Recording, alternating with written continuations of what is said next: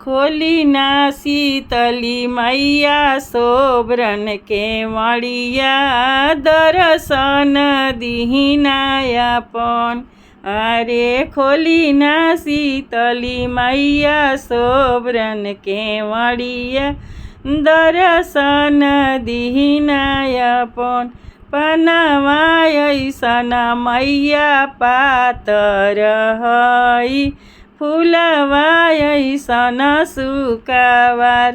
अरे मोतिये सरीखे मैया ढुरुहुर हई देखत नयना जुड़ास।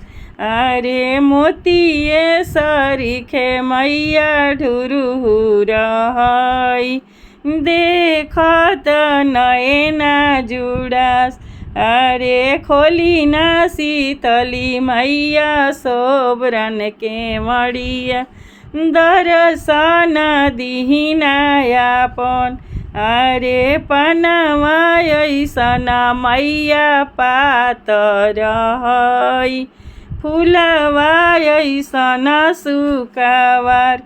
अरे मोतिये सरीखे मैया ढुरुहुर हई देखत नयना जुड़ास। अरे मोतिये सरीखे मैया ढुरुहुर हई देखत नयना जुड़ास।